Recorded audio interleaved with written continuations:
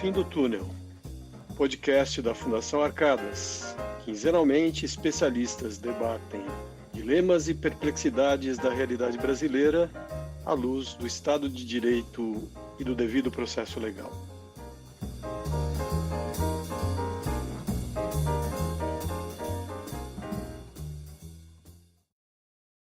Olá, neste episódio de Jus no Fim do Túnel, a Fundação Arcadas recebe as professoras Nina Stocco Ranieri, Sheila Neder Cerezetti e Suzana Henriques Costa, além das pesquisadoras Cecília Barreto de Almeida e Isabelle Ogluian de Campos, para falarem sobre o tema Gênero no Centro das Arcadas. Com base em sua experiência e também em dados empíricos, nossas convidadas descrevem um grave quadro de desigualdade, mas ao mesmo tempo indicam ações que têm sido adotadas e que podem ser ampliadas para a superação desse grave problema. Confira.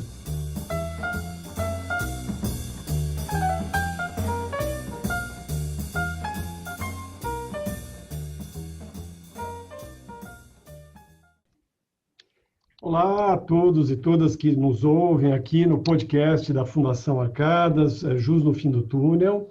Hoje nós temos o prazer de receber três queridas professoras da Faculdade de Direito, professora Nina Ranieri, professora Sheila Cerezetti, professora Suzana Costa, e também as colegas que se graduaram pela faculdade e seguem conosco, Cecília Barreto de Almeida, Isabelle Ogluian de Campos, para tratar do tema do gênero no centro das arcadas. Desde logo agradeço a todas, muito obrigado pela sua presença aqui, isso é muito importante para a Fundação, esse assunto precisa ser debatido e é uma alegria para a Fundação ser um veículo desse debate. Então, agradecendo a todas, eu desde logo começo indagando a Isabelle, por favor. Isabelle, você apresentou a sua tese de laurea em 2019, e o tema dessa tese era Mulheres na Academia, Desigualdades de Gênero no Corpo Docente da Faculdade de Direito da USP. A tua pesquisa mostrou algo sobre a presença de mulheres que é significativo. Você falaria um pouquinho para a gente o que de mais interessante esse teu trabalho produziu? Obrigado pela presença, parabéns pelo trabalho. Muito obrigada, professor, e obrigada pelo convite. É um prazer estar aqui apresentando brevemente os resultados dessa pesquisa. O resultado principal que a pesquisa mostrou, analisando os dados dos concursos públicos para docência que foram realizados na faculdade de 2008 a 2017, é que, infelizmente, pouca coisa mudou em relação às desigualdades de gênero no corpo docente da faculdade. As mulheres, em 2017, elas representavam aproximadamente 18% dos professores da casa, e esse número, ele também se mantém, quase o mesmo até os dias de hoje. E, dando um passo atrás, eu tentei buscar também um pouco da história da participação das mulheres dentro da Faculdade de Direito da USP. Porque quando você começa a estudar na faculdade, você percebe que ela é muito marcada pelas tradições, o que, no nosso caso, acaba remetendo ao masculino. Isso porque a faculdade ela foi inaugurada em 1827 com o objetivo de formar a burocracia estatal do Império, o que significa que ela foi criada por homens para homens. A primeira mulher a entrar na faculdade foi Maria Augusta Saraiva, em 1902, e muitas pessoas citam esse acontecimento como um divisor de águas na participação das mulheres no corpo discente da faculdade, mas fato é que até a década de 30, apenas outras 8 mulheres se formaram lá. Na docência, esse marco ele foi ainda posterior. A primeira mulher a participar de um concurso para docência na faculdade foi Esther de Figueiredo Ferraz, em 1947. Ela se tornou professora de Direito Penal em 1948, em sua segunda tentativa. E a sua sobrinha, Gilda Figueiredo Ferraz, na ocasião de sua morte, ela escreveu que um dos professores catedráticos que ia compor a banca examinadora do concurso da Esther se recusou a participar, dizendo, e aqui eu cito entre aspas, fossem quais fossem os resultados, a candidata era uma mulher. Passado esse marco, a primeira professora titular da faculdade foi Nair Lemos Gonçalves, em 1970, e a primeira diretora da faculdade foi Ivete Senise Ferreira em 1998. No seu discurso de posse, a diretora ela se enquadrou em um processo irreversível de transformação ao qual a faculdade havia sido submetida, mas infelizmente ela não estava 100% certa, já que ela permanece sendo a única diretora da história da faculdade. E voltando um pouco para os dias atuais, apesar de desde 2010 as mulheres elas já representarem a maioria do alunado no ensino superior no Brasil, na Faculdade de Direito da USP elas nunca passaram de 41%. E situação mais grave, que me levou a fazer a minha pesquisa, era das professoras, que, como eu disse anteriormente, representam aproximadamente 18% do corpo docente da faculdade. Obrigado pela tua fala inicial, são números eloquentes, e eu queria fazer um registro aqui para vocês, quando você mencionou a professora Esther de Figueiredo Ferraz.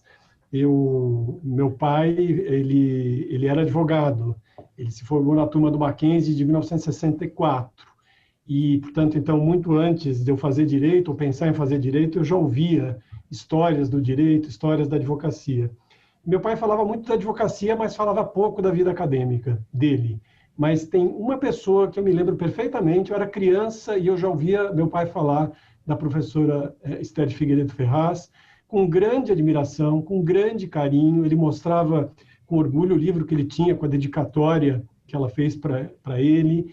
Então, ele tinha grande admiração por ela e eu também, mesmo antes de fazer direito. Então, eu agora queria ouvir um pouquinho a Sheila. Sheila, obrigado pela tua presença. Fala um pouco para a gente do GPEA e da publicação de 2019, as interações de gênero nas salas de aula, lá da Faculdade de Direito, com a pergunta, um currículo oculto. Isso foi pela Cátedra Unesco de Direito, Educação da faculdade. Então, eu te pergunto, como surgiu a ideia de realizar uma pesquisa sobre interações de gênero em sala de aula? Obrigado. Obrigada, Flávio. A ideia para o grupo, o grupo que chama GPEA, que significa Grupo de Pesquisa e Estudos de Inclusão na Academia, a ideia para esse grupo surgiu no final de 2015, a partir de inquietações de alunas da graduação e também da pós-graduação, que sentiam muitas diferenças entre as suas vivências e aquelas de colegas homens nas salas de aula da Faculdade de Direito da USP. Elas percebiam que compartilhavam impressões sobre ter ou não suas opiniões consideradas nos debates, na sala de aula, sobre serem interrompidas durante explanações e apresentações, sobre se sentirem ou não à vontade para se expressarem nas discussões ou até mesmo para fazerem perguntas em sala de aula. E também porque muitas vezes não se sentiam preparadas para responder uma questão, ainda que tivessem realizado a leitura prévia, a leitura indicada para aquela aula pelo professor ou pela professora. E a mim, como professora, quando elas me procuraram, esses relatos diziam muito, eles coincidiam também com as experiências que eu tinha na sala de aula, com a minha percepção quanto ao silenciamento feminino naquele local que me é tão caro enquanto professora. E a primeira pesquisa, então, realizada pelo GPEA surge com o intuito de entender um pouco essas percepções e entender se elas seriam capazes de configurar dados e se com isso nós poderíamos qualificar o debate sobre gênero no ensino jurídico. E surgindo a partir dessa demanda de alunas, o GPEA ele foi inicialmente cadastrado como uma atividade de cultura e extensão universitária, já que ele tinha como objetivos formar novas pesquisadoras e pesquisadores e também gerar reflexões e produzir conteúdos relacionados a minorias sociais na universidade. Com isso, a gente pretendia pautar o debate tanto na faculdade quanto além da faculdade. Mas pouco tempo depois, a gente acabou cadastrando o grupo também no Diretório de Pesquisas do CNPq, demarcando o seu caráter de grupo de pesquisa mesmo. E depois, com a publicação do relatório de pesquisa no formato de livro, esse livro que você mencionou, Flávio, os nossos resultados acabaram trazendo um impacto para o próprio ensino jurídico, tanto em termos de conteúdo sobre diversidade, quanto em mudanças de metodologia e de ações em salas de aula, como relatam bem as experiências de alguns dos nossos colegas na Faculdade de Direito. Com isso, me parece que o GPEA acabou sendo um bom exemplo de integração e sinergia do próprio tripé universitário, que é formado por ensino, pesquisa e extensão. Muito interessante, de fato, como você mencionou, essa interação, né, como foi ganhando corpo e essa ferramenta de tomada de consciência, né? Porque eu sou homem, tenho 57 anos e, embora tenha aqui mencionado a experiência que mencionei com meu pai, às vezes a gente não tem a consciência. E falta a consciência para que você possa tomar atitudes, corrigir rumos, corrigir condutas, não é? Exatamente Então, isso. é muito importante. Fico muito contente, muito orgulhoso do trabalho de vocês. E nessa linha, queria aproveitar, então, ouvindo a Cecília a respeito dos resultados da pesquisa do GPEA, que foram interessantes sobre as interações de gênero de aula na faculdade e também sobre a relação entre perfil de alunos, alunas, perfil de professores e professoras, metodologia de ensino na faculdade. Cecília, o que você poderia nos falar um pouco sobre os resultados desse trabalho? Obrigado pela tua presença. Muito obrigada pela pergunta, pela oportunidade, professor Flávio. Obrigada a todas e todos que estão aqui. É um prazer estar com vocês, com os nossos ouvintes também. Inicialmente, eu acho que é importante indicar qual era a nossa pergunta de pesquisa. Nós queríamos saber como se dão as interações existentes na sala de aula da Faculdade de Direito da USP a partir do marcador de gênero. E para responder essa pergunta, nós realizamos observação participante com inspiração etnográfica ao longo de um semestre inteiro de aulas, bem como entrevistas com discentes, que foram realizadas ao final desse processo. A pesquisa é composta de diferentes subhipóteses e eu vou trabalhá-las aqui um pouco a partir desses resultados que nós identificamos. E a partir de alguns critérios que estabelecemos, nós acompanhamos 14 disciplinas em 4 turmas de graduação. A nossa primeira hipótese era de que poderia haver diferenças nas interações e intensidade de participação de mulheres e homens no início e no fim do curso. Tanto as nossas leituras quanto as nossas próprias experiências pessoais sugeriam a possibilidade de que, ao longo do tempo, as mulheres eram silenciadas ou silenciavam-se. Apesar de não termos acompanhado uma mesma turma durante esse semestre inteiro, ou durante um longo período de tempo, a gente de fato observou algumas diferenças no corpo discente. Então, houve mais participações, de modo geral, nas disciplinas de início de curso. Houve, de todo modo, entrevista em que uma aluna indicou também mais propensão a falar por estar no final do curso, por ter ganhado mais maturidade, segurança, ou ter se adaptado ao ambiente inicialmente intimidador. Mas, de modo geral, a gente percebeu que nas disciplinas de início de curso havia mais participações. Nossa segunda hipótese era de que poderia haver diferenças nas interações e participações entre as turmas do noturno e do diurno. Isso porque os períodos tinham algumas diferenças no perfil discente em termos de idade, classe social e raça.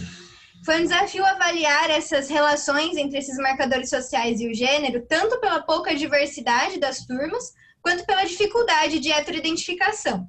Isso porque a gente realizou essa identificação durante a nossa observação participante. Então, realmente foi bastante desafiador. De todo modo, a gente percebeu que as turmas eram, e continuam sendo, de alguma forma, majoritariamente compostas por pessoas brancas. Acho que é importante pontuar também, para quem está nos ouvindo, que a nossa pesquisa de campo foi realizada em 2016, antes da aprovação das cotas para pessoas pretas, pardas e indígenas na Faculdade de Direito da USP. Daí essa relação e essa conclusão de pouca diversidade, que, de todo modo, exercia alguma influência nesses resultados. Além disso, a relação entre a idade e gênero também indicou que homens mais velhos, alunos homens mais velhos, exerciam papéis de autoridade frente a colegas de classe. E até mesmo frente a docentes, mesmo quando essas docentes, essas professoras, eram mais velhas que esses homens. Então, a gente teve alguns episódios em que esses homens, esses alunos, exerciam essa autoridade frente às suas colegas e a outros colegas. A gente até pode depois comentar um pouco mais sobre isso. De todo modo, a gente tinha uma terceira hipótese, que era a hipótese de que o gênero dos docentes poderia influenciar as interações de gênero em sala de aula. A gente verificou que docentes homens podem significar um desestímulo inicial para a participação das discentes mulheres, mas isso é algo que pode ser superado a partir de posturas que estimulem a participação de todas as pessoas. Além disso, outros marcadores sociais, como idade, perfil profissional e até mesmo algumas características pessoais, podem contribuir para diferenças nessas relações entre professores e alunos. Nesse aspecto, um dos achados mais interessantes da pesquisa indica que as percepções discentes acerca da docência são influenciadas também por estereótipos de gênero. Professores homens são vistos como seres humanos complexos e integrais. Eles podem construir as suas autoridades com diferentes elementos, como rigidez, proximidade e humor. Esse professor, ele cobra muito, mas ele é muito legal, a gente sabe disso, a gente sabe, ele é engraçado também, e aí você tem uma construção complexa da sua autoridade. Já as professoras mulheres são vistas como seres humanos mais planos, enquadrados em figuras. Ou elas são próximas e afetuosas, como mães, ou elas são distantes e rígidas, como megeras. As mesmas estratégias de autoridade eram utilizadas por docentes homens e mulheres, mas elas podem ser interpretadas de formas diferentes pelo alunado, a partir das suas expectativas e estereótipos de gênero. E aí, por fim, a nossa última hipótese de pesquisa era de que a metodologia de ensino poderia também influenciar as interações em sala de aula, especialmente considerando o gênero. Como a maioria das aulas que a gente observou eram expositivas, nós tivemos alguma dificuldade de comparar os métodos. Além disso, a gente tem uma voz predominante em sala de aula, sendo aulas expositivas, que é a voz do docente. E aí, isso nos trazia uma aparente invisibilidade do gênero em sala de aula. Mas, na verdade, isso indicava que o masculino é que estava em evidência, como apontou a Isabelle, já que a maioria dos nossos docentes é homem. Então, se a maioria dos nossos docentes é homem e a maioria das aulas é expositiva, a gente tem uma prevalência dessa voz masculina em sala de aula. De todo modo, o mesmo método expositivo, ele era aplicado com nuances pelos docentes, com maior ou menor estímulo à participação, com diferentes níveis de interações entre os alunos e entre os alunos e os professores. A gente criou algumas categorias, aulas estilingue, ping-pong, bumerangue, para avaliar como funcionava o movimento da fala em sala de aula. E a gente identificou ainda que a divisão em grupos menores, o debate e a atenção a questões de gênero em sala de aula foram importantes para promover a maior participação de mulheres. Então, são consideradas algumas estratégias relevantes, metodologicamente relevantes, para estimular essa participação.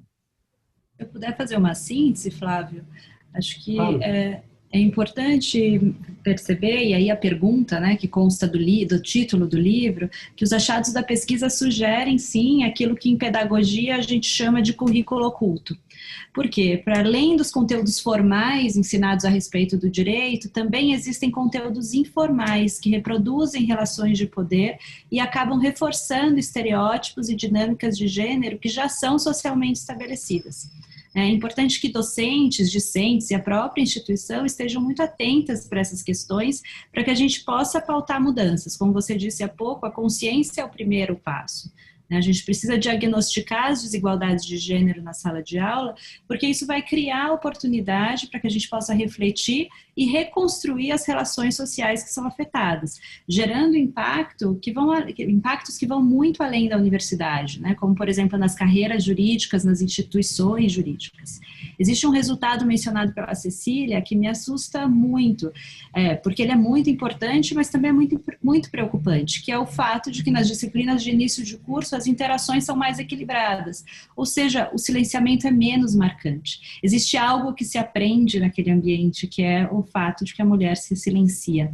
Então, podemos dizer que, me parece que o oferecimento da disciplina de equidade de gênero, que é algo que a gente vai falar em breve, logo no início da graduação, como a gente está fazendo hoje com as minhas queridas colegas, é algo muito importante para conscientizar o corpo discente, logo de início. Conscientizar que as relações no ambiente jurídico e as relações para além da faculdade também, elas podem ser diferentes. Esse curso nos mostrou algo muito importante, que é o fato de que as opressões de gênero, elas são vividas pelas garotas de forma muito acentuada e evidente já na escola, ou seja, muito é trazido dessa vida pregressa, o que é natural. né, já que o machismo ele é estrutural, ele é estruturante da nossa sociedade. Então, me parece que é nosso papel na Faculdade de Direito, como educadores, ensinar que o exercício da carreira jurídica, que as relações travadas com colegas devem ser diferentes. Né, e assim a gente pode formar alunas e alunos para uma experiência diferente com a profissão jurídica. Obrigado, Sheila. E de fato, não são só impressões, né? É uma leitura de números. Esse número da evolução, ou da involução de participação do começo para o fim é muito significativo, porque deveria ser exatamente o contrário, né? Ou se mantém ou se expande. Na verdade, é significativo e sugestivo da confirmação de uma tendência de calar mesmo, né? de opor óbices. Eu também achei interessante, acho importante todos nós e nossos ouvintes, enfim, atentarmos para o fato de que a pesquisa do GPE foi realizada em 2016 e publicada no início de 2019. Depois eu queria ouvir a Suzana a esse respeito, mas antes, se vocês concordarem, eu só queria voltar um pouquinho para a Isabelle e perguntar o seguinte: a tua pesquisa mostrou uma outra faceta da sala de aula, focada nos professores e nas professoras dentro daquele espaço. Eu te pergunto, o que os dados levantados em relação aos concursos públicos revelaram em relação às desigualdades de gênero no corpo docente da faculdade? Bom, eu analisei os concursos públicos que foram realizados do período de 2008 a 2017, então tem esse período de 10 anos.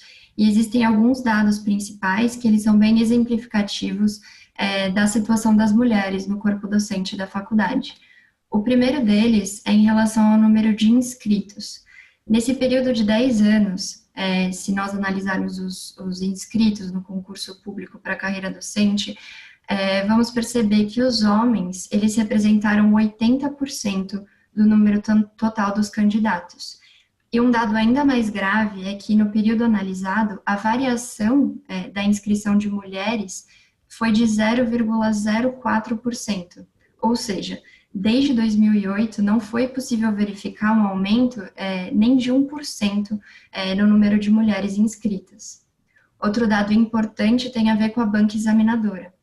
No período analisado, foram realizados 145 concursos, seja para professor doutor, livre docência ou titularidade. Os números levantados em relação à composição dessas bancas examinadoras revelaram que as mulheres representaram um percentual de 13% de convidadas, um percentual, portanto, inexpressivo. A importância de dar visibilidade a essas mulheres se torna ainda mais palpável quando a gente observa que nesses últimos 10 anos de concurso público, houve um aumento de aproximadamente 3% de mulheres na composição das comissões julgadoras. Se as mulheres compunham em torno de 15% das comissões em 2017, nós teríamos que aguardar 117 anos para que a paridade de gênero fosse atingida naturalmente nessas comissões julgadoras. E um último dado importante de ser analisado, ele se relaciona ao teto de vidro, que é o termo que nós utilizamos para ilustrar essa barreira invisível, que apesar de oferecer uma aparente igualdade de oportunidades na progressão da carreira, acaba inibindo estruturalmente o acesso de mulheres aos cargos mais altos da hierarquia profissional.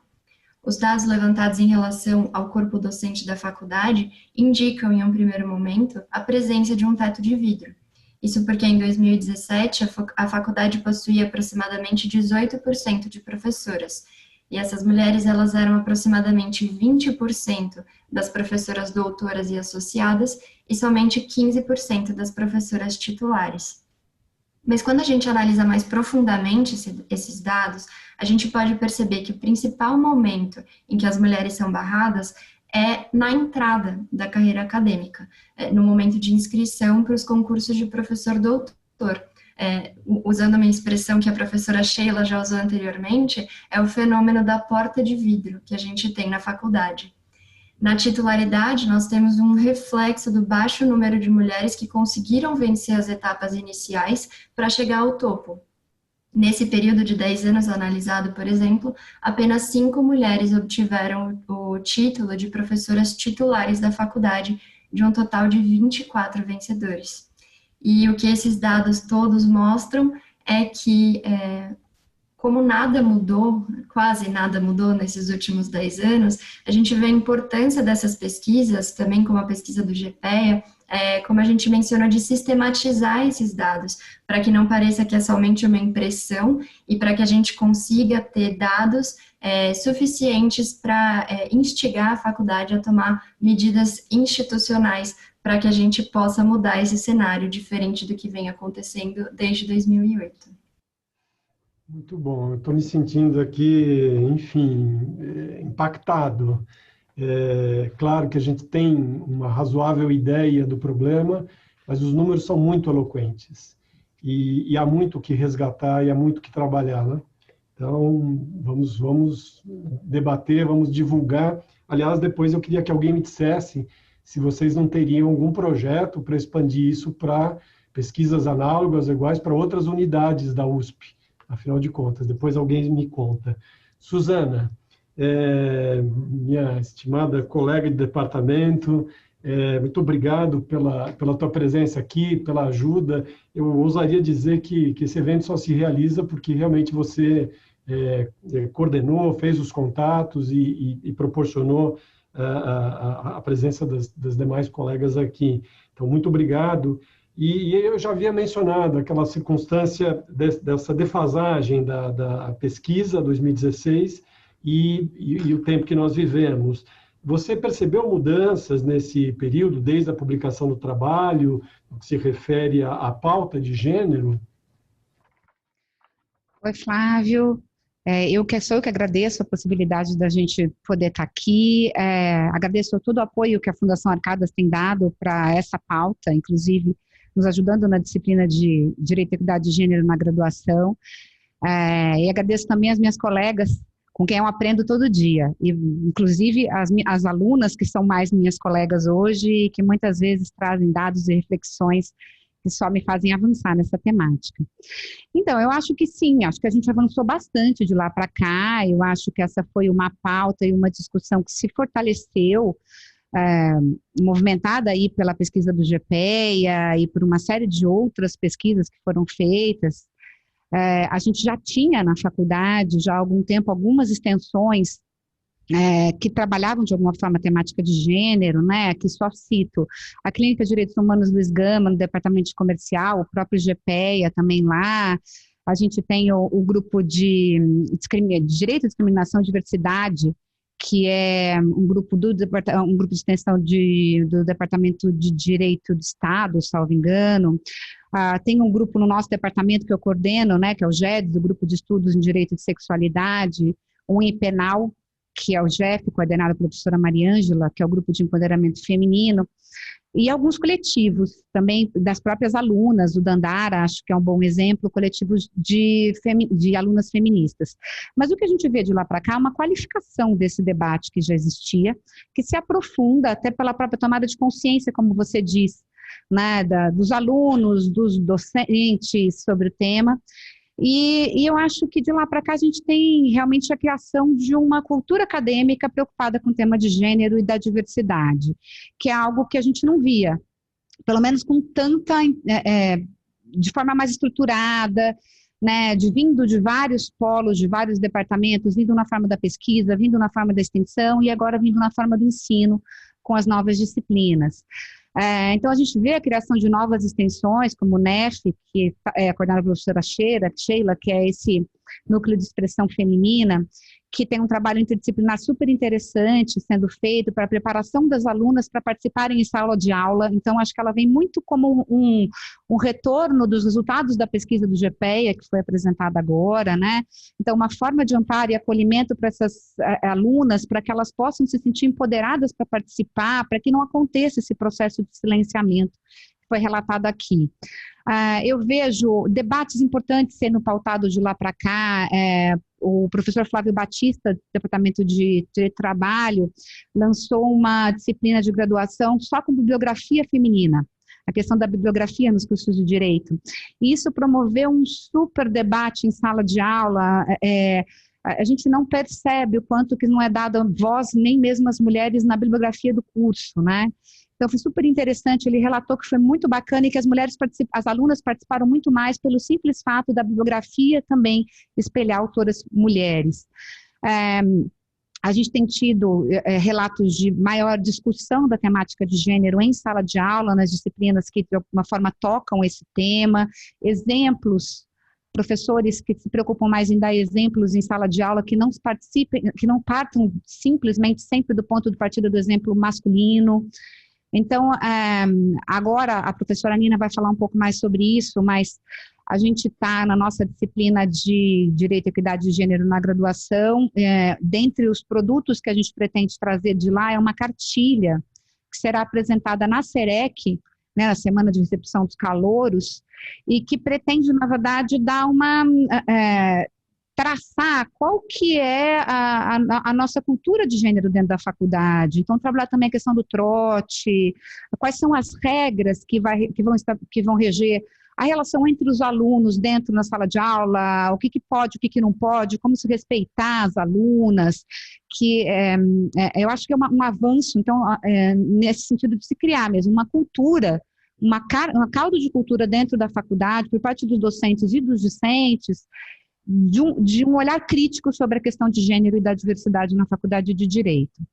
A gente teve também, de lá para cá, a criação da Comissão do Esforço contra o Preconceito, que a Nina até sugeriu que mudasse o nome para um nome de Comissão pela Diversidade, que tem também se debruçado para olhar as políticas de diversidade da Faculdade de Direito, com uma interlocução até com a própria universidade. O diretor do Floriano também criou a Ouvidoria de Gênero, que hoje tem como ouvidora a professora Maria Ângela Magalhães. Salvo engano, essa é uma iniciativa única, tá, na Universidade de São Paulo, parece que tem outras ouvidorias, mas não de gênero, até a Nina pode me ajudar aqui, que está se estruturando, ela é uma iniciativa recente, mas que criou um canal super importante de veiculação de denúncias, de constrangimentos em geral que as alunas sofrem, mas também e principalmente de assédio sexual. Então tem sido um canal muito importante. A Maria Ângela já falou com a gente, teve nas nossas 2 disciplinas, que a gente teve no semestre passado, a disciplina de pós-graduação, de Direito e Equidade de Gênero, e agora na disciplina de graduação ela voltou, com relatos bem interessantes de encaminhamentos dessas denúncias, dessas situações que as alunas vivem, alunas de graduação, de pós-graduação, e como isso tem sido equacionado pela faculdade. Acho que isso é importante, é um avanço muito importante, porque antes essas questões ficavam não resolvidas, né, dentro da própria faculdade. Eu acho que o que também a gente pode apontar, são vários os avanços, como você pode ver, de em pouco tempo, a nomenclaturação, né, a criação da sala da professora Ada, né, nisso nós participamos, Flávio também esteve lá, a Sheila, a Nina na inauguração, algo que foi muito importante. A pesquisa do GPEA, ela também aponta a ausência de figuras masculinas no espaço da universidade. Acho que muito por esse marco de tradição que a Isabelle também trouxe na pesquisa dela. A gente tem as estátuas de homens, as salas com quadros de professores homens. Então, as alunas, elas não encontram, né, refletida um modelo de uma professora de sucesso, de renome, mulher. Então, a criação da sala da Pellegrini Novo, acho que é um grande avanço nesse sentido, de você ter um modelo de uma professora, mulher de sucesso, em que as alunas possam se espelhar, né? Não só as alunas, como nós também, né, professoras. Acho que também vale a gente mencionar a portaria 9 de 2020, que o diretor também, agora do início do ano, né, que ele editou, que estabelece as normas e critérios para promover diversidade na composição de participantes de eventos acadêmicos. Então, ela regulamenta, acho que é um outro reflexo de toda essa crítica sobre a falta de representatividade feminina, era a existência de eventos na faculdade que não previssem a participação de mulheres. Então, eventos completamente sem diversidade, só com mesas em que homens falavam e não havia aí espaço para a voz feminina.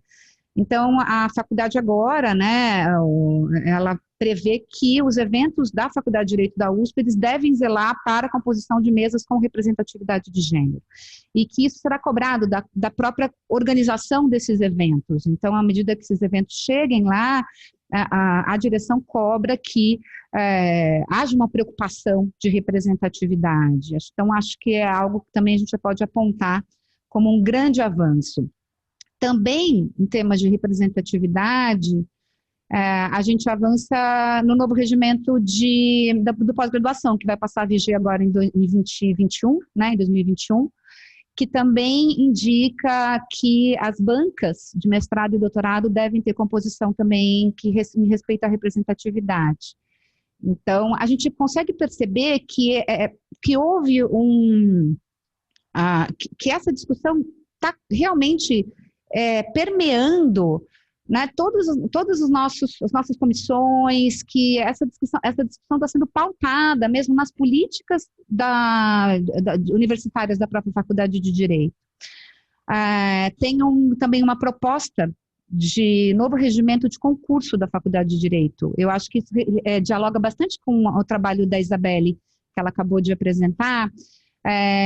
Isso não está sob aprovação, não foi aprovado pela reitoria, nem pelo Conselho Universitário, mas é uma proposta de que as bancas de concurso da faculdade também zelem pela representatividade, as bancas de ingresso, né, de concurso e de ingresso e de avanço na carreira acadêmica. E, salvo engano, também tem uma previsão a respeito se houver candidata gestante, que haveria a possibilidade de um adiamento do concurso, caso haja candidata gestante, e a data do concurso coincida com a data do nascimento, prevista para o nascimento da criança. Então, acho que são várias, e isso tudo aconteceu num espaço razoavelmente curto de tempo, né? Então, acho que a pauta de gênero chegou na Faculdade de Direito da Universidade de São Paulo. Eu vejo que a gente se movimenta, tanto na graduação, no pós-graduação, no âmbito da extensão, da pesquisa, dos concursos públicos, para refletirmos a ausência da voz feminina. Eu acho que a pesquisa do GPEA é realmente um grande marco nesse cenário, mas era um momento em que a pressão para essa discussão chegou realmente por conta das professoras, dos alunos, das pesquisas, e a gente tem conseguido, então, avançar bastante nessa temática. De fato, não é pouco, e, por outro lado, ainda não é o suficiente, né? Longe de ser. Mas eu acho significativo mesmo que num relativamente curto período de tempo, se a gente considerar proporcionalmente em relação a tudo que se passou, talvez nós estejamos mesmo avançando.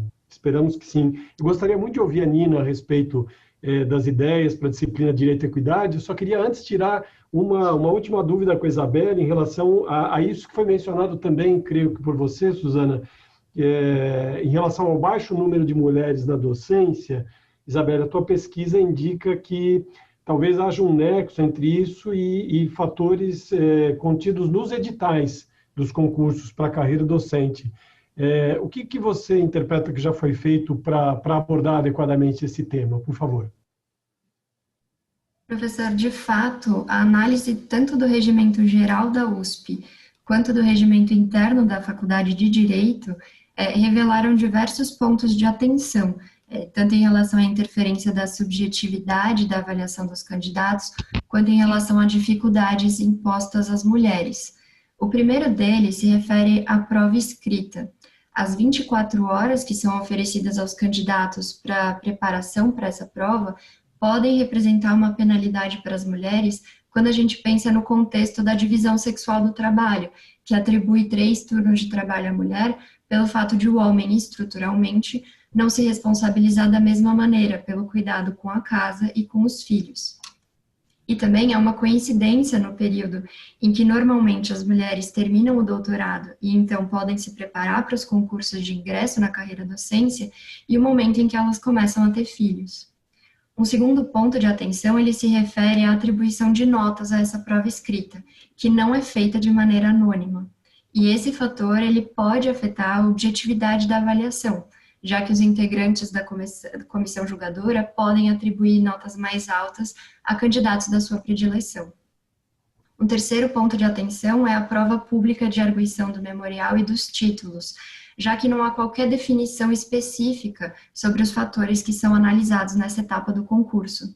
Não há como afirmar com segurança o que são, por exemplo, atividades didáticas universitárias, atividades relacionadas à prestação de serviços comunitários, dignidades universitárias e outros fatores analisados.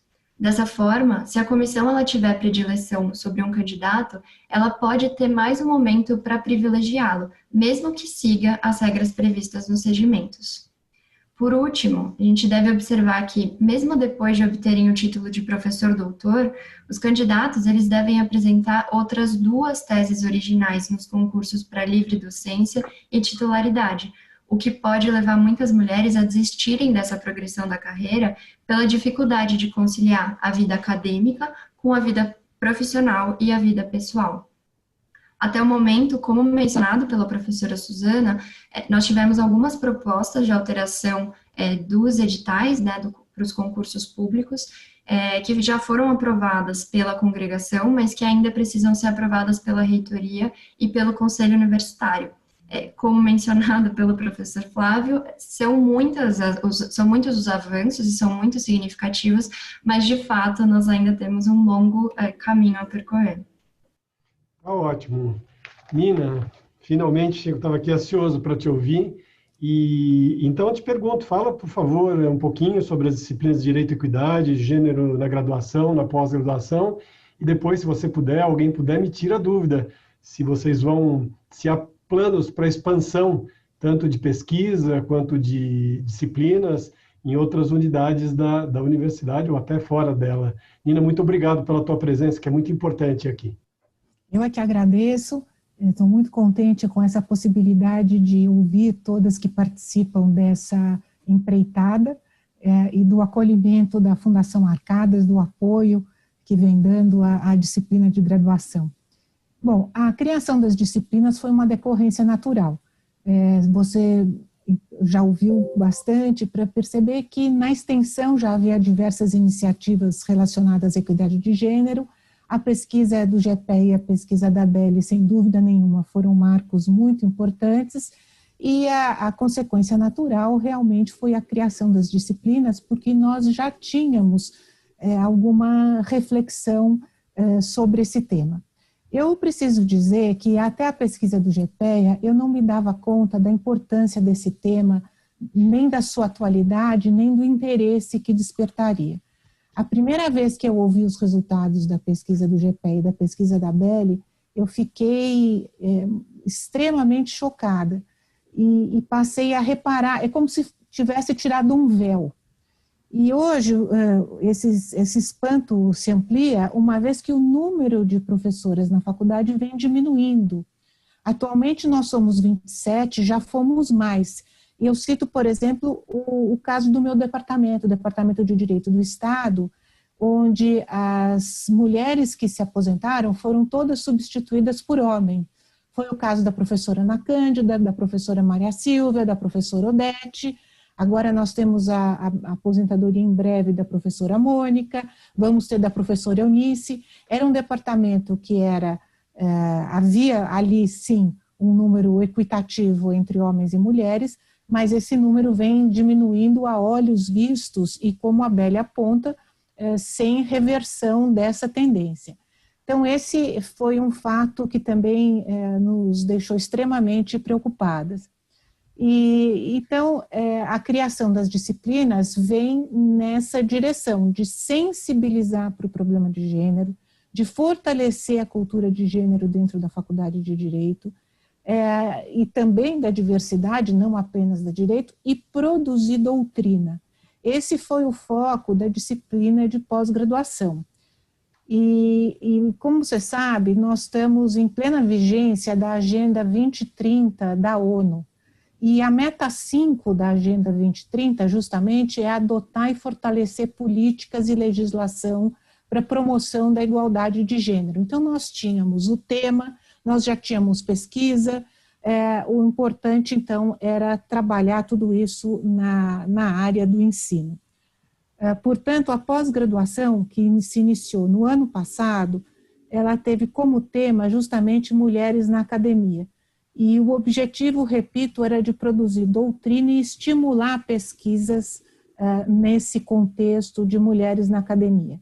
Nós convidamos especialistas que já tinham produzido outras pesquisas em áreas análogas, mas fora da Universidade de São Paulo, que foi muito interessante e abriu um universo grande de troca entre a USP e outras instituições de ensino, e tudo que nós vimos fazendo desse ponto de vista está baseado em algumas pesquisas empíricas que foram levadas a efeito na área da medicina, tanto no Brasil como nos Estados Unidos.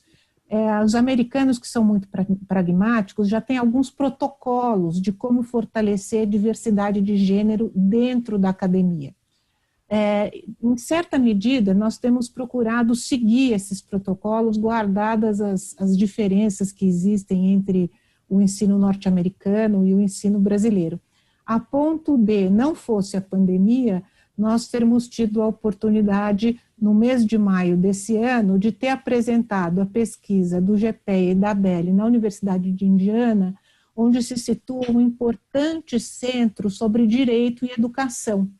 E lá nós encontraríamos pessoas que aplicaram esses protocolos de ampliação de diversidade em outras instituições para troca de experiências. Infelizmente, o congresso foi cancelado e adiado para o ano que vem, mas nós já estamos inscritas e vamos lá trocar experiências e trocar ideias. Uma das práticas, Flávio, que é muito simples, é por quadro de professoras nas universidades, nas escolas. Isso foi feito na medicina, é dos pontos desse protocolo que eu mencionei, e nós, no nosso Departamento de Direito do Estado, vamos fazer isso sim.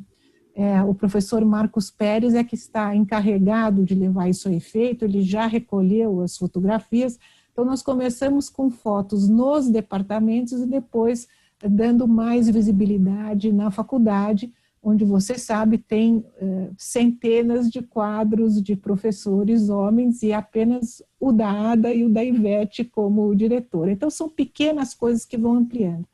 Na disciplina de pós-graduação, sob comando da Suzana, foi feita uma pesquisa empírica a respeito das sensações, das interações de gênero na área da pós-graduação dentro dos 9 departamentos da faculdade, com resultados que nós ainda estamos analisando e que provavelmente vão resultar em novas agendas de pesquisa e provavelmente num artigo a partir desses dados recolhidos. E essas alunas, como trabalho de conclusão do semestre na pós-graduação, escreveram artigos sobre equidade de gênero e submeteram a revistas Qualis 1 e 2. Tudo isso para produzir doutrina sobre equidade de gênero na academia. O enfoque da graduação é diferente, embora os objetivos sejam os mesmos, fortalecer a cultura da equidade de gênero, estimular a diversidade de gênero. O nosso enfoque, além da produção da cartilha, é saber, a partir da experiência desses alunos, o que deveria constar dessa cartilha, o que é importante que seja divulgado para os alunos que estão entrando. Então, não tem esse objetivo de produção de doutrina, mas tem sido surpreendente não só o número de participações, como os retornos que nós temos tido. Em primeiro lugar, sendo uma disciplina optativa, nós acabamos estourando o número de vagas possíveis, uma vez que com esse objetivo de elaborar a cartilha não era possível acolher todos aqueles que se inscreveram, mas nós chegamos a um número de cerca de 120 alunos inscritos dentro da faculdade, mais 60 alunos da Unesp, porque nós temos um acordo informal com a Unesp que assiste as aulas, está produzindo a cartilha lá também, a partir das nossas aulas, mas com professores e alunos lá. E, além disso, a reprodução no curso pelo YouTube, o que tem nos dado, em média, cerca de 60 outras pessoas, além dos alunos inscritos. Então, eu diria para você que, no total, a cada semana do curso de graduação, nós temos um público que varia entre 230 e 250 pessoas, e eu, pessoalmente, recebo, e as demais professoras também, comentários e estímulos para a continuidade das duas disciplinas, né? Que nós pretendemos reproduzir a cada semestre com temáticas diferentes. E uma outra iniciativa que foi muito bem sucedida foi a publicação da pesquisa do GPEA pela Cátedra Unesco. Eu coordeno a cátedra desde 2008, quando ela foi criada na faculdade pelo diretor da área de educação da Unesco em Paris. Nós não recebemos nada, viu, Flávio, a não ser a chancela Unesco. Nenhum recurso, mas um enorme apoio da Unesco Brasil, por via dessas publicações. A meta agora é traduzir esses resultados para inglês ou francês, de tal forma que possam ser acessados no mundo inteiro, e no final da disciplina de graduação, em dezembro, nós teremos mais uma publicação pela Unesco, que é justamente da pesquisa da Belli. Então, com isso, nós estamos atendendo a Agenda 2030, nós estamos produzindo doutrina, nós estamos divulgando e conseguimos essa plataforma internacional, nos juntando a esse esforço todo para promoção da igualdade de gênero. Agora, você perguntou se vai ser reproduzido em outras unidades. É sempre uma surpresa muito grande quando nós recebemos as convidadas na disciplina de pós-graduação ou de graduação de outras unidades da USP, porque elas dizem, se vocês no direito estão conseguindo fazer tudo isso, nós temos obrigação de reproduzir isso nas outras unidades, porque nos veem como tão conservadores que acham que a nossa iniciativa e as diversas iniciativas que foram tomadas pelo diretor vão produzir um impacto muito grande nas outras unidades, especialmente na Politécnica, que pela primeira vez tem a sua diretora, muito depois de nós, né? Então, as meninas todas, pesquisadoras e professoras, têm sido assediadas nesse sentido, e inclusive pela PUC. Vamos ver se isso vai realmente se concretizar. Mas eu repito, para mim, que não tinha essa temática na minha área de pesquisa, foi como ter tirado um véu, e eu fico muito feliz, realmente, é uma alegria muito grande de participar desse momento de transformação. Como disse a Suzana, o gênero, a equidade de gênero chegou às arcadas. Quando eu disse que eu estava impactado, eu me consolo até com você ter dito que num dado momento você abaixou o véu e você também ficou, digamos, impressionada com o que você viu. Me consolo com isso, porque, como eu disse, uma coisa é a gente ter uma ideia e outra coisa é ver que o problema, o quão profundo o problema é. E, Flávio, eu acho que o importante é notar que isso não se trata de feminismo, isso se trata de equidade, isso se trata de diversidade, isso é um dado, como você diz, com números extremamente eloquentes.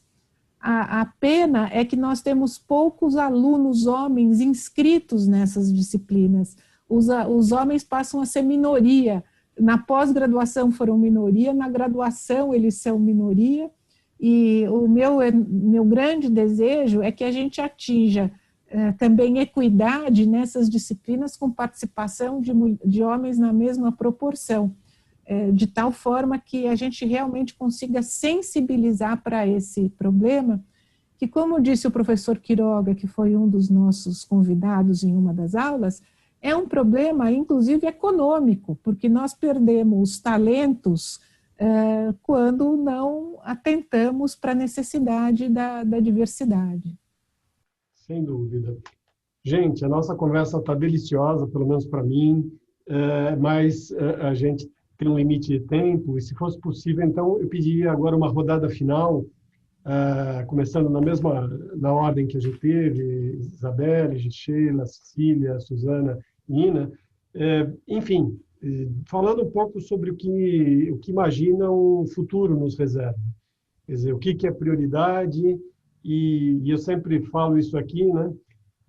Se, apesar de toda a dificuldade, se existe luz no fim do túnel.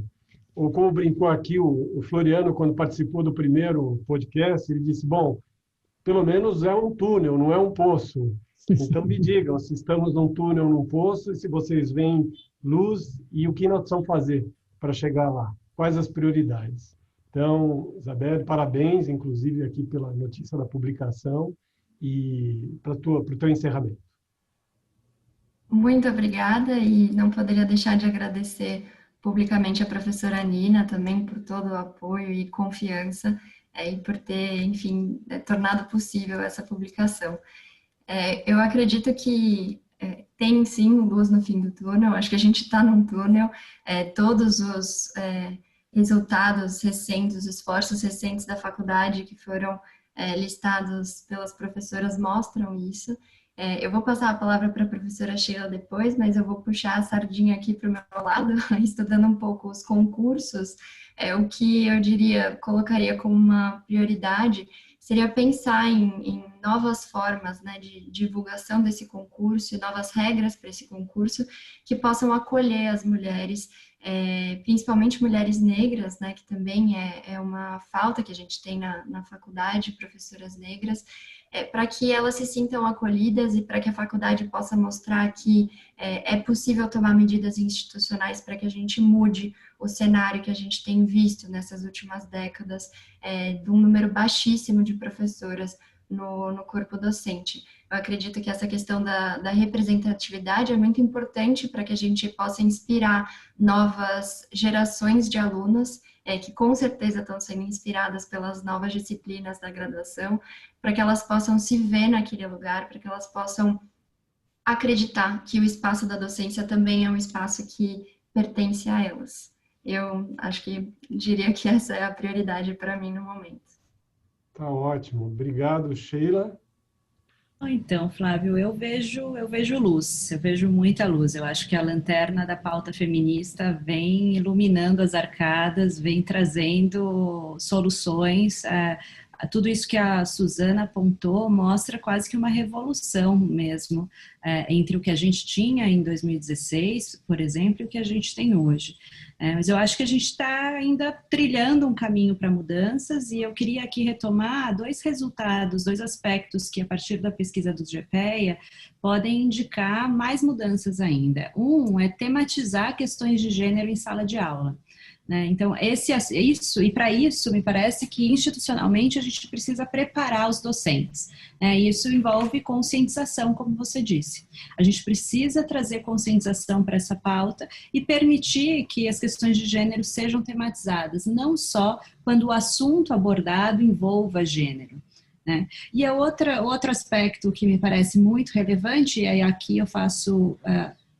estou junto com a Beli, é a presença de docentes mulheres. A gente precisa naturalizar a participação feminina na academia, a gente precisa incrementar a representatividade. Então, para isso, me parece que a gente precisa de outros avanços institucionais que vão tanto no campo da formação dos docentes já presentes ali na faculdade, como eu disse, e também entender um pouco esse processo de seleção, e aí, claro, isso ultrapassa a faculdade de Direito, né? Isso são regras da USP, assim como regras de outras universidades federais também impactam essa realidade. Então, me parece, e para isso, para a gente poder fazer isso, a gente precisa ainda de outras pesquisas. Eu diria que está no momento da gente entender o que é que está acontecendo com as nossas doutoras. A Isabelle disse que não existem nem inscrições para os nossos concursos, né? Então, candidatas mulheres faltam nos nossos concursos. E daí, a ideia que eu sempre digo, e que a Beli mencionou, da porta de vidro. A gente não está nem falando de um teto de vidro na faculdade, a gente fala de uma porta de vidro. Então, por que isso? E para responder isso, assim como a gente fez com o GPEA, para responder a gente precisa de pesquisa. A gente precisa entender o que é que acontece, o que é que impede a chegada. São as estruturas sociais, né, a divisão do trabalho, são as regras dos nossos concursos, o que é que gera uma barreira. Porque assim é capaz da gente conseguir olhar para isso e mudar. né, e mudar e intervir nessa realidade para que as mudanças efetivamente aconteçam. Tá ótimo. Cecília, o que você acha? Queria também agradecer a oportunidade de estar conversando com vocês. Eu vejo, sim, luz no fim do túnel. Eu acho que, como já foi mencionado, realmente existe uma lanterna. Foi iniciada uma revolução, a gente tem muitas mudanças. Eu entrei em 2011 na faculdade, de lá para cá eu vejo cada ano surpresas acontecendo, e boas surpresas muitas vezes. Então, acho que a gente ainda tem um longo caminho para percorrer, mas o que foi percorrido é muito bonito. Eu acrescentaria o que foi dito, e aí pegando um gancho no que a professora Sheila mencionou, né, de formação e preparação também de docentes, a gente pensar a metodologia de ensino, pensar a pedagogias antidiscriminatórias, pedagogias feministas, antirracistas. Então, a gente pensar essa sala de aula, como essas interações, como a gente pode permitir, proporcionar mais participação das pessoas em sala de aula. Acho que muitas vezes a gente se forma na pós estrito sensu, e a gente tem algumas oportunidades de discutir métodos de ensino, de discutir pedagogia, mas a gente vai se tornar docente muitas vezes, a gente quer isso como, eu pelo menos quero isso como carreira acadêmica, como carreira de vida.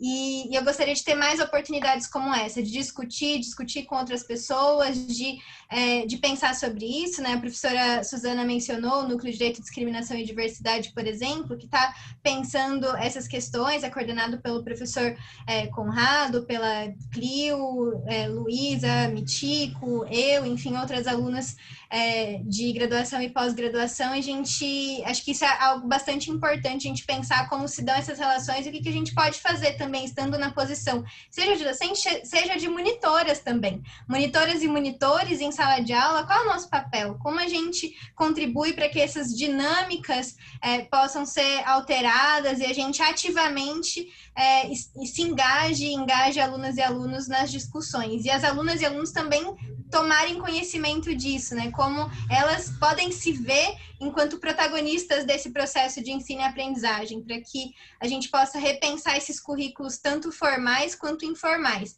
Acho que também no que a Isabelle mencionou, acrescentar e ter pesquisas pensando em interseccionalidade também, como o gênero se relaciona com outros marcadores, como raça, identidade de gênero e sexualidade, enfim, outros marcadores, pessoas com deficiência, enfim, a gente olhar para esses aspectos e ampliar essa diversidade que a gente gostaria de ver refletida no ensino, porque ela é importante para a gente aprender, para a gente ter um ensino de fato democrático. E acho que esses são aspectos muito importantes. Combater o epistemicídio, né? Então pensar na inclusão de mulheres também como referências na nossa, como a professora Nina e a professora Suzana mencionaram, na nossa doutrina, como material de leitura, como bibliografia, e como referências. Acho que isso é bastante importante para que a gente possa continuar se inspirando na produção intelectual dessas mulheres. Enfim, acho que são alguns dos aspectos que eu acho que são importantes como próximos passos, porque muito já foi avançado, mas a gente quer ainda mais. Tá ótimo. O caminho é longo, mas, pelo visto, vamos percorrê-lo de forma segura. Suzana, por favor, tuas prioridades e encerramento. Bom, Flávio, depois que eu terminei de falar, eu me dei conta de que a minha fala foi extremamente otimista, né? Porque eu trouxe só os avanços, né? E, de fato, eu sou muito otimista, mas eu também acho que a gente tem muito que caminhar, né? Os dados de realidade apontam que existe, eu acho que existe o fim do túnel, mas a gente não está nem conseguindo vê-la direito ainda, está lá, assim, bem, bem pequenininha, a gente precisa chegar bem perto ainda desse fim de túnel. Eu acho que concordo com tudo que já foi dito antes, então o que talvez eu possa acrescentar, eu acho que a gente tem que avançar nesse processo de conscientização dessa ideia da retirada do véu. Eu acho que tanto com os alunos, mas também no nosso corpo docente, existe muita gente ainda muito resistente a olhar para a questão de gênero, a ver do que se trata, a analisar esses dados. Então, acho que a gente tem um caminho longo pela frente do que conscientização, de sensibilização para essa temática. Então, eu acho que isso dentro da Faculdade de Direito já avançou bastante, mas eu acho que ainda tem muito espaço para a gente poder caminhar, porque muitas dessas decisões que precisam ser tomadas em termos institucionais, elas demandam, né, a maioria dentro de um colegiado ainda, em que muita gente ainda não conseguiu tirar esse véu, né? Acho que esse véu, que esse relato que a Nina traz, eu não sei quanto as alunas que são mais jovens, mas acho que é um processo de todos nós. Eu também, começo a me conscientizar sobre isso muito para frente da minha carreira até docente, não foi nem da minha carreira docente. Então, é um processo pessoal de cada um, e tem muita gente que ainda, né, precisa acho que a gente precisa tentar conscientizar e sensibilizar para tentar avançar institucionalmente, na medida em que existem ainda muitas deliberações de congregação, de comissões, né? Então, acho que esses dados que a Nina disse que foram produzidos lá na disciplina de pós, são dados que podem, né, porque a gente não trabalha só em cima de percepções, mas trabalha em cima de diagnóstico de realidade. Então, fica mais fácil a gente debater assim. Acho que a questão do concurso é muito marcante e concordo com a Sheila. Eu acho que a Belle traz muito desse diagnóstico, mas a gente ainda tem muitos porquês aí que a gente precisa pesquisar mais para entender, né? Então, por que as mulheres não chegam, né? É a questão da gestação, o quanto que a nossa faculdade, pela própria forma como o concurso é posto, não está passando um recado para as mulheres de que elas não são, aquilo não é para elas, né? Quando você tem, eu me lembro, quando eu prestei o concurso, não foi o que eu passei, ou foi o anterior, porque eu prestei 2, né? Que tinha uma professora concorrendo comigo que desistiu porque o filho nasceu na semana do concurso. Então, qual o recado que a gente está passando para essas mulheres, né? De que não cabe, né, esse sonho na vida delas, né? Ao passo que eu já houve professores cujos filhos nasceram também no DPC, né, na semana do concurso, mas eram as mulheres que estavam tendo os filhos, eles participaram e um deles até venceu o concurso. Então, qual é o tipo de mensagem que nós estamos passando para essas doutoras, né, quando a universidade não acolhe, né, particularidades da vida delas e muito próprias do gênero feminino, né? Mas acho que tem muita pesquisa, tem uma pauta de pesquisa grande para a gente tentar entender um pouco mais por que esse gargalo se dá e quais são esses problemas e que a gente possa responder institucionalmente. E eu acho que uma terceira reflexão que eu faço em termos de futuro é que a gente teria que se conscientizar também de que gênero é um tema transversal e que ele cabe em todos os departamentos, né? A gente tem essa grande dificuldade em termos de acolher e de absorver esses temas que são transversais e que acabam ficando, muitas vezes, nos departamentos mais propedêuticas. E eu acho que a gente poderia, eu discordo disso, eu tenho uma linha de pesquisa na pós-graduação sobre direito, sobre processo e igualdade, e eu acho que cabe a pauta de gênero em todas as áreas, né? Você pode estudar gênero no DPC, no DCO, no DCV, né? E que a gente precisa, então, avançar mesmo, e nos tornarmos permeáveis a esses temas dentro dos nossos respectivos departamentos, da nossa dogmática jurídica. Então, eu estou como aluna agora estudando prova pericial em processos de guarda, né, e vendo como os estereótipos de gênero são trabalhados dentro dessas provas periciais. É um exemplo de como cabe, né? Então, acho que a gente teria que pensar gênero como realmente um tema transversal que pode dizer respeito a todos nós, pode ser um avanço interessante também, aí como passos para o futuro. Mais uma vez, muito obrigada, viu, Flávio, pela oportunidade da gente estar aqui falando e pensando junto. O que agradeço sou eu, e inclusive vou seguir teu conselho, eu vou pensar também de que forma eu, como estudioso do processo, posso também avançar. Eu vou pensar assim.